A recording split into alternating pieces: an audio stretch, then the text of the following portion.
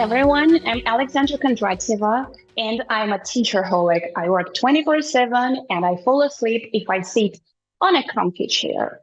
And if you think that I decided to change something about my daily routine myself, you would probably be wrong because there were definitely some people who greatly influenced the way I work now and who actually showed me the reasons why we have so many brains false friends. And that's what I'm about to talk today. So meet my influencers. And here you can see actually two scientists. You can see Jim Quick, who is a brain coach, and you can see Dr. Wendy Suzuki, who is a professor of neuroscience. So if you're really, really interested, you can actually find this person because Jim Quick is the founder of Quick Learning, and he is also a creator of the popular Quick Brain. So his idea is that as the body moves, the brain grooves. And it's not just a catchy phrase, it's neuroscience. So when we move, especially through rhythmic or cross lateral actions, our brain releases something which is called brain-derived neurotrophic factor. In other words, it's basically a fertilizer for your brain. So what does it do? It strengthens connections between brain cells and it supports memory formation and primes your mind for learning. What's more, just in 2 minutes of movement, it can double your brain's readiness to learn. Is it only for kids? Actually, no. Whenever aerobic activities are performed before tackling a mentally demanding task, the focus and recall shoot up. The second person, Dr. Wendy Suzuki, who is a professor of neuroscience and psychology, claims that exercise is the most transformative thing you can do for your brain. So let me share something that might surprise you. According to Wendy Suzuki, even a 30-minute walk or a bike ride today will sharpen your memory and increase your energy levels today. It improves mood, focus, and learning speed. It also enhances long-term memory. It sharpens attention and decision-making, and it builds a more adaptable brain. And you may ask me why. According to her, physical activity increases the brain's dopamine, serotonin, and norepinephrine levels, all of which boost not only your mood, but also your cognitive clarity. Хотите постоянно развиваться в преподавании иностранных языков? Школа Дмитрия Никитина проводит образовательные тренинги, конференции и курсы для преподавателей. Подробности о событиях можно узнать по ссылке в описании. So, exercise a bit, I may tell you. But, well, let's go back a little bit to our typical day and see what connections I am trying to draw, speaking about neuroscientists and teachers' typical working day. So right now you can see a set of emojis, and I actually want you to think about your very, very typical day, not only morning hours, but like the whole thing from morning till the evening, the time when you finish. What emoji does your day hold? On average, give it a thought. Pick the best one. I know many teachers, and like probably I would say that the majority would go for that one. Probably not, of course, if your work-time balance is perfect. I actually want to share one example of myself and my day a bunch of years ago when I was younger and fresher. So here is me, much younger, to be honest, than now. And I actually want to show the timetable of my typical day. Here it is. Check it out. The thing is that I also worked as a director of studies. If there are any directors of studies, you can actually feel me right now. because every time I had a break, I needed to tackle some issues with parents, new clients. I needed to perform some placement tests and things like that. So basically, there were no breaks between classes. And of course, I tried to praise myself. I think it's pretty natural stuff that we try to do. And I devoted myself to some indulgences. Thanks to my boss, we had a cool coffee machine in our language school. So I guess I could go for about 4 to 5 big mugs of black coffee a day. What's more, there was a nice bakery next door, so you didn't need to go somewhere far to grab something sweet and nice and tasty. All the classes had a projector, so basically I could sit on a comfy chair, switch the projector on, and I didn't bother standing up and coming up to the board. This is it. However, what do you think my energy levels were? So, like, if you imagine that typical day of mine, actually, I would go for that emoji. So nothing helped. No coffee, no sweets, nothing. And right now, I want you to think about the most typical problems we teachers experience. And right now, I want you to think about yourselves. It's not about like some issues with teenagers or students. Think about your personal state and condition during a day. So here are a bunch of my personal ideas. Probably you will agree with me, because most typical answers could be like, we experience fatigue and lack of energy. In the second part of the working day, we can even have difficulty in concentration. We can experience sleepiness or at least drowsiness. And well, I'm not speaking for all of you guys, but as for me personally, of course, stress eating was in every single day of my life. By the way, as we all are pretty sympathetic to our students, do your students experience the same? I would say probably yes, most likely. It's biology, nothing weird about that. It's not our fault, like speaking about not grading classes. No, not about that. To focus on us teachers. And I want to explain some possible causes of these problems from the scientific perspective. So I'm going to show you some myths, and your task will be to think whether it's true or false. And after that, I'll try to explain the reasons of each one. So the first goes, of course, drinking coffee as an effective way of boosting your energy levels. Do you think it's true or false? It's actually false because coffee contains caffeine, and everybody knows about that. And caffeine blocks adenosine receptors in the brain. It's actually good because adenosine is a neurotransmitter responsible for making us feel sleepy. However, once the caffeine wears off, adenosine floods back in, leading to a rebound effect that can make you feel even more tired. So please, try to restrict your coffee habits. Let's go to the second one. And of course, it will be about carbs. How about having a really big and good lunch? Is it good or bad?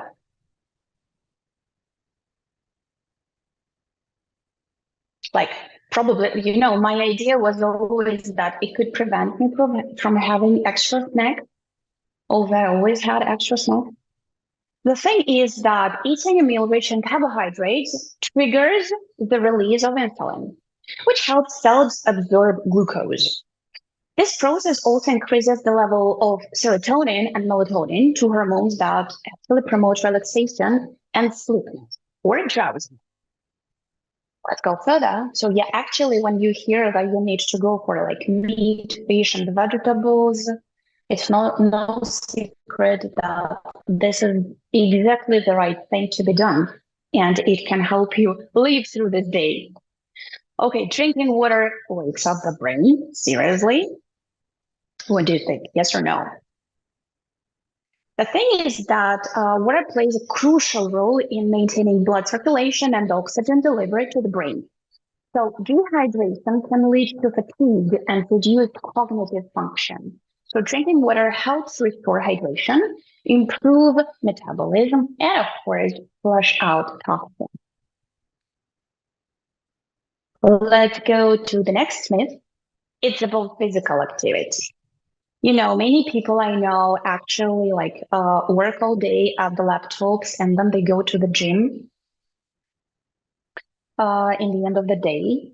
Well, which is done because of the tight schedule, pretty understandable. The thing is that physical activity increases, again, blood flow and delivers oxygen and nutrients essential for cognitive function, but it shouldn't be done only after work in the end of the day. It doesn't mean that you need to do some push-ups or pull-ups during the working day, not for sure. However, you should just provide your body with some movement. This is it. It promotes the growth of new brain cells as well. So please do it. It will help you stay alert. Let's go to the sugar myth. Like, eat a few pieces of chocolate and your energy levels boost one more time. Is it true or false? Because, you know, when I studied at school, everybody recommended me having a piece of chocolate before taking an exam. Well, the thing is that it gives only a temporary spike. If we speak about glucose spikes, yeah, you have a spike, it rushes, but then you have a very, very sharp crash, which worsens fatigue in the long run. So you will feel worse and it will be for a pretty long period of time. Okay. Some energy drinks or some very, very short stretching, for example. Yeah, because many people think it's absolutely useless to stretch your body, even sitting on the chair. You already know, we have already discussed it, but it's just another proof that even stretching, even very, very simplistic stretching is good. Because of the oxygen reasons and because of the neurotransmitter activity. And it can actually make you feel more awake. And let's take the final myth, which is about simple fresh air.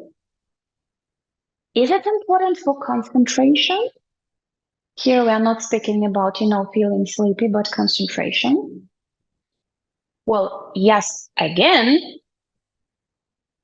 because oxygen circulation helps prevent sluggishness and what's more, supports your brain function.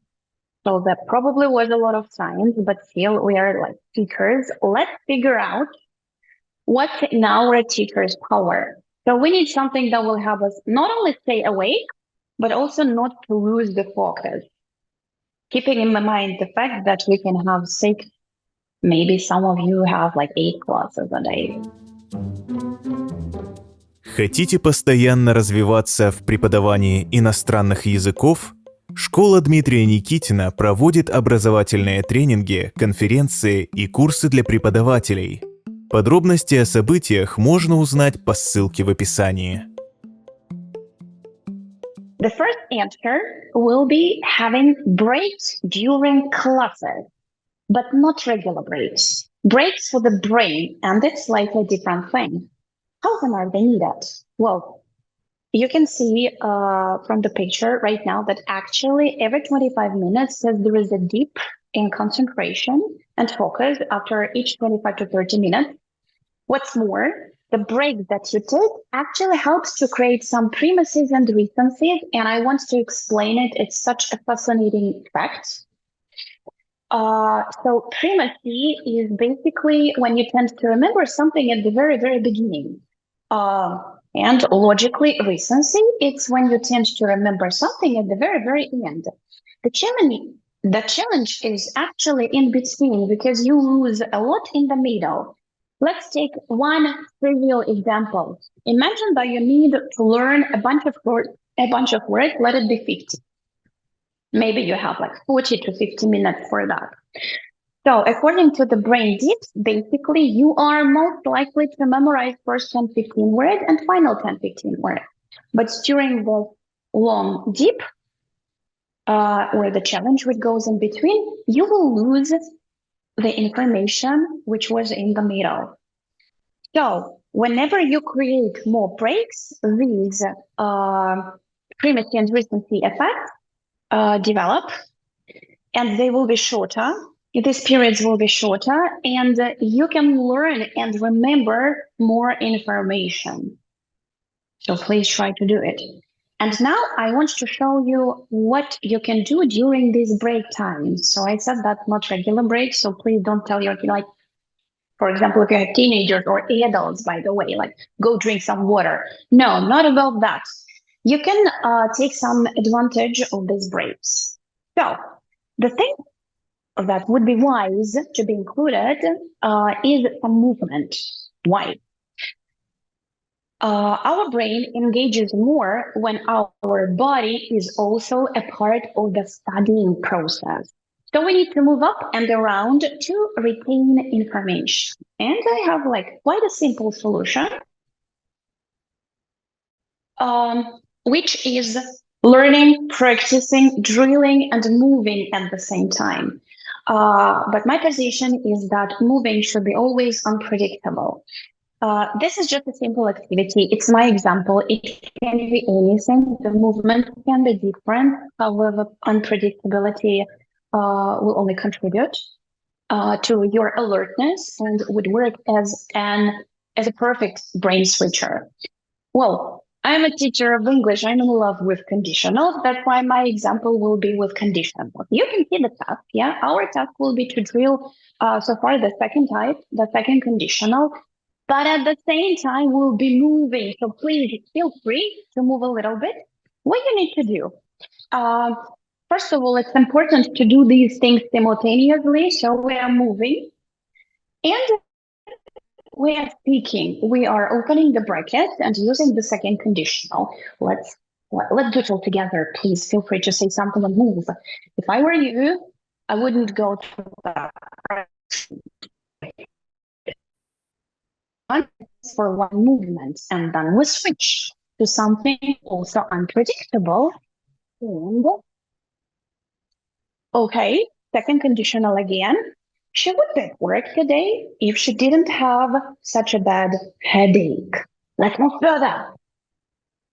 Okay, this one. If you didn't live so far away from me, okay, I will visit you every weekend.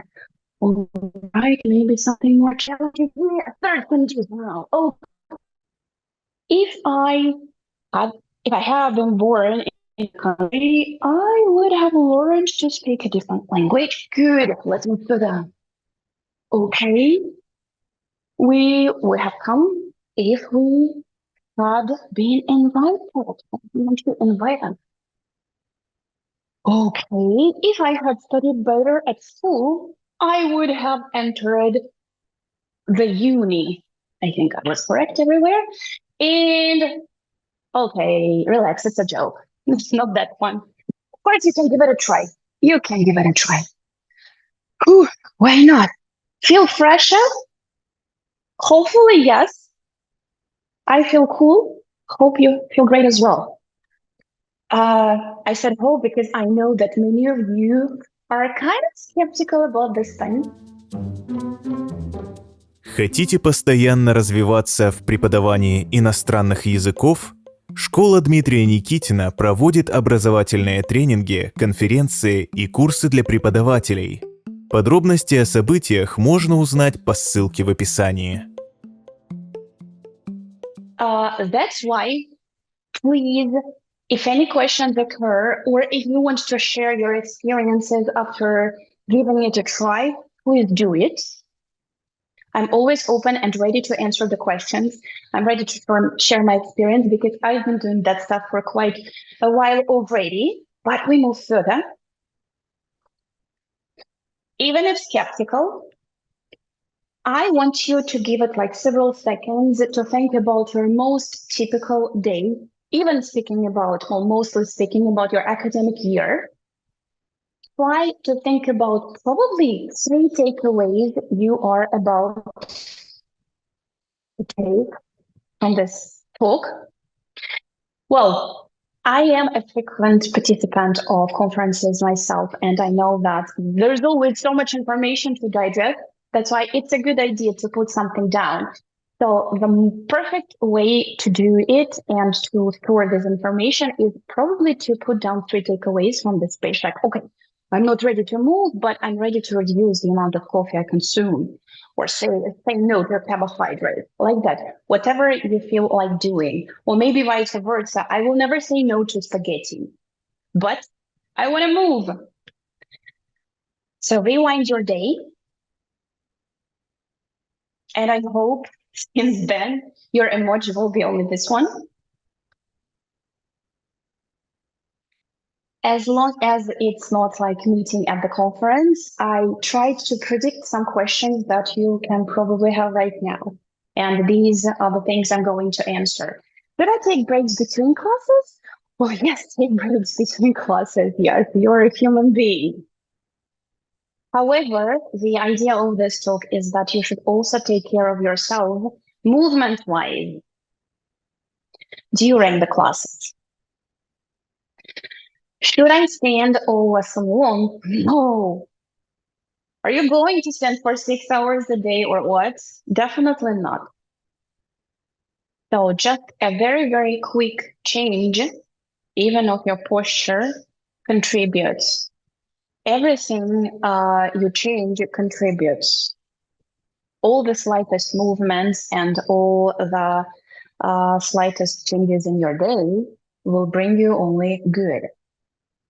What if my students don't want to move around, speaking about the things we have just done with conditionals? And this is like the most anticipated question. To be honest, judging by my personal practice and experience, I have never had a situation when a student said no, no matter what age they were. And the secret to this is just to tell them what to do at least once. So, of course, if you're not ready to be moving for 5 minutes long or for 10 minutes long, judging by some aerobic activities, speaking about some aerobic activities, do the first slide with your students, and that will be totally enough. Because this is a very encouraging move for them. That's all. What ages is it suitable for? Okay. I'm going to be absolutely honest with you. I have done it with very young learners, with kids, with teenagers, a lot with teenagers, to be honest, with adults. I shared this technique with my colleagues. And I can even tell you that not only teenagers, but even IT specialists, who are adult students, of course, absolutely admire doing this thing, because the brain switcher is actually, like, you can feel it. After 2 or 5 minutes, you can feel that basically you refreshed yourself a little bit and you're ready for some hard work again. If there is something I haven't answered, please feel free to contact me. You can also find some stuff that I share, speaking about teaching and working with different levels and ages. If you scan the code. Thank you very much for your time. It was a pleasure. I hope you will use some of the ideas.